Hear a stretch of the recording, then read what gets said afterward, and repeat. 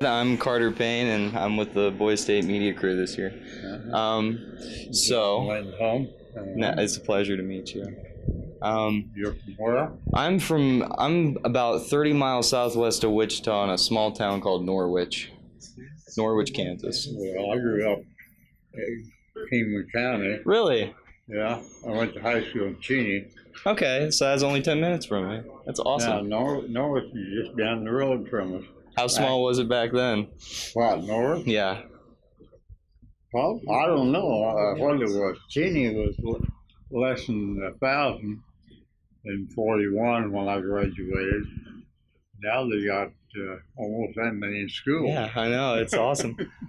Well, I'll tell you that Norwich hasn't grown too much over the years. I wouldn't think. Yeah. My brother is just younger than me. He and his wife were married in the Methodist Church in Norwich in 48. It's awesome. And Well, Joe Farr. okay. Joe Farrar. Yeah, lives up here now, and he's got a plant over here that makes aluminum. Yeah, that's right. Yeah, he still has that factory in Norwich. Yeah, he has that. Yeah.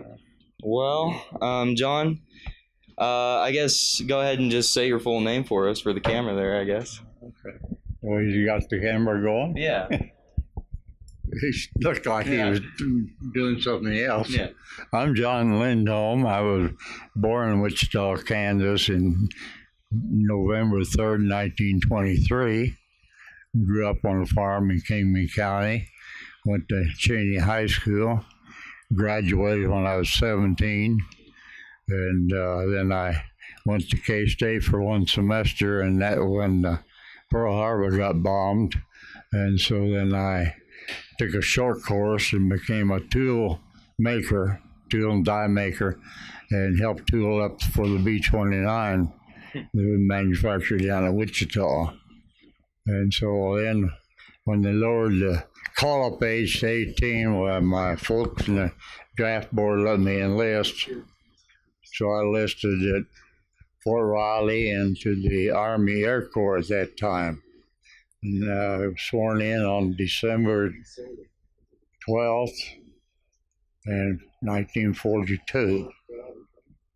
Then I was called up in March of 1943. And so from there, I then had to report to Wyandotte County Courthouse in Wyandotte, Kansas.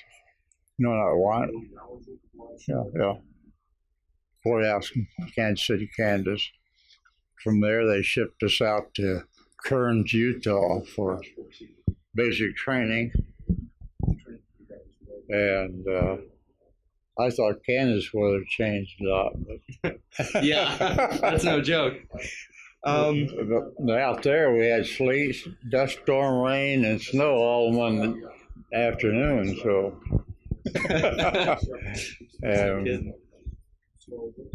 this is just outside of Salt Lake City a little ways where we were in Kearns. They didn't have enough clothes for issuing, so we wore our civilian clothes for about 2 weeks, I think. I know as I wore the holes in the bottom of my shoes drilling around there. Man. And then from there, we were then sent to, I was sent to Creighton University in Omaha for CTD, College Training Attachment. And there we took some courses, phys ed and everything. Then all our travels between stations was by train, except going overseas. I just got to New Jersey on the train. I couldn't go any farther. Well, let's just start with like your early life. You said you were born in Wichita? Yeah. All right. What's your first memory of, your earliest memory of your childhood? Oh, I don't know. I remember starting to milk cows. Well, started at grade school. I was 5 when I started at grade school. And of course, in November, I became 6, so it wasn't that long.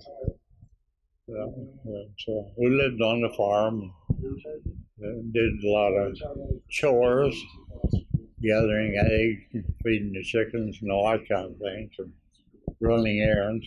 Okay.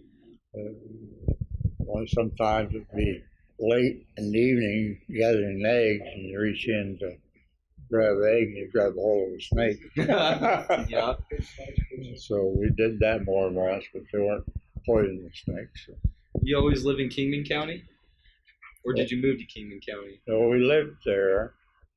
That's where the farm was, 2 miles west of Sedgwick County line in Kingman County.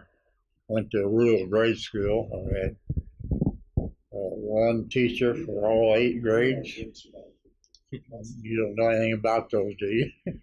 Was it like a one-room school, or? Yeah. Oh wow. One-room school. But that was an experience. All 8 grades there. Well, I don't know whether we ever had all 8 grades students in every time, but teacher had to take students from first grade all the way up through 8th grade if she stayed there long enough.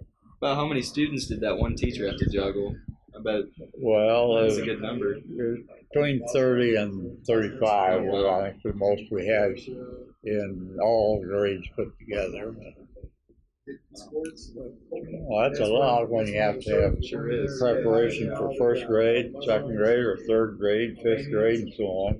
Yeah. And so my older brother was just a grade ahead of me in school.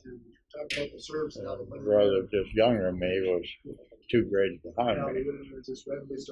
But we had one teacher for all I did for the first 6 years. And then she retired, and so we got a new teacher, and I had her in my 7th and 8th grade. And she was a daughter of a farmer who lived just half a mile from the school. And she was about 5 or 6 years older than I was, I guess. We got through high school and had a year or 2 of college, got a certificate, and started teaching. And 2 years ago in November, I went to her 100th birthday party in Wichita, and she died a year ago in April. So but I'd seen her a lot of times at the Cheney Alumni Association dinners in Cheney during that time. Cheney High School, well, there was 24 in my class, and 89 in all 4 grades. When I graduated, there was 17, 12 women and 5 guys. Of course, we played 6-man football. Oh wow! You ever see that played? Oh yeah, I've seen it on TV, and it's crazy. Well, that's awesome. The coach had scrimmage when we wanted scrimmage. There's 11 of us on the squad. Oh, so one team was short. Yeah, we were short one, wow. So when we scrimmaged, the coach had scrimmage. He was a hard-nosed guy, too. I had basketball and track and tennis, all those sports. I played them. Our basketball court was, come in, 3 concrete walls in the bleacher section. And you had to push yourself back against the bleachers when you passed the ball in. That's why you go. So. You want me to hold on to that microphone for you? You don't have to hold that. I can take care of it for you. Make this different. Okay, so what year was all this going down? Well, I graduated from high school in May 1941. Okay. Oh, so okay, and you enlisted in 1942. Yeah. And what day was that again? Well, December the 12th is when I was sworn in. That was That was right after you got out of school, almost, wasn't it? Well, I had a semester, fall of 41, I was still 17, so I went to Kansas State for one semester because I couldn't work in industry. Right. And then Pearl Harbor, of course, was December the 7th. Yes. So after the end of the first semester, I took a tool and die course that taught here at K-State and went down to Boeing as a tool maker. And we tooled up for the production of the B-29. The Super Fortress. Super Fortress, yes. Okay. And I made tools and jigs and fixtures for production, so production people could get the holes in the right place and everything. Okay. And one I was on the swing shift, which was 3:30 to 11:30. So in the morning I took courses at fall of 42 at Wichita Municipal School. It wasn't Wichita State at that time. The University of Wichita Municipal School, yeah. Yeah, worked the swing shift. Had a bowling league that started playing at 1 o'clock in the morning. 1 o'clock in the morning. After all, you go to work at 3:30 in the afternoon, get off at midnight. What are you going to do? Yeah, what else are you going to do, right? And there were bowling alleys open at 1 o'clock in the morning. Well, they have them open because people are around. I'd suppose so. They had that night shift. What did you flew in the Army? Was it the Army or the Air Force? It was the Army Air Corps. Okay. I guess, was the Air Force even established? No. Okay, so it would be the Army Air Corps. What did you fly? Or I guess I should ask, what made you join the Air Corps out of all things?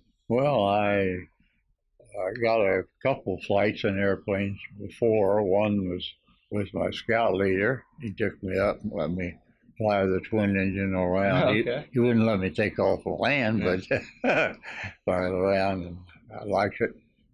So I, all the way through training I put in for pilot, and I did become a pilot. I went through pilot training, flew the Stearman biplane for primary, and then one engine low wing metal plane, Vultee vibrator we called it.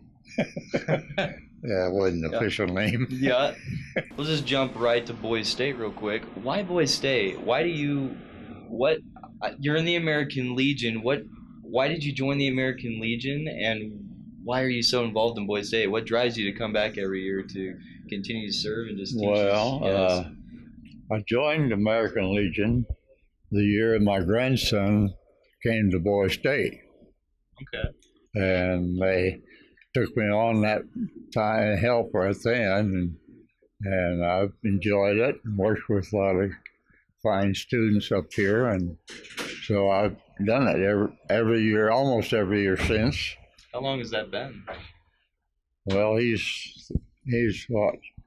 He's 37 now, or 38, so. Wow, so it's been at least 20 years, maybe? No, about 17, 18 years. I don't remember the first year. In ancient history. Yeah. But no, I enjoy it, and coming up here and noticing the way the kids change from the first meeting they have on Sunday out here in the hallway.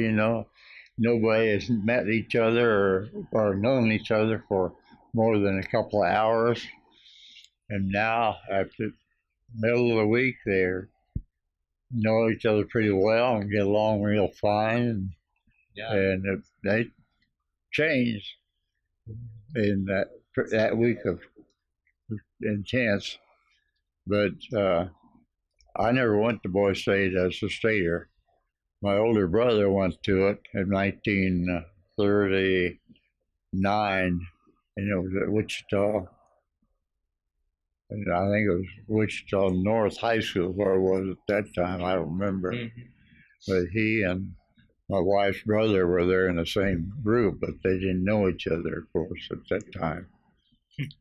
So he was there. I never got to Boise State as a stater. Okay. If you had to give these staters advice, what would you tell all these staters? Well, the main thing is be involved in what you do. Don't sit back and let anybody else do all the work. You got to jump in and help, and you'll learn. And you may become the city mayor or somebody higher up than that before you're over with. Okay. And so that's what you tell everybody, I think. Don, you want to fasten that back over there, the wedge under there, it got knocked out.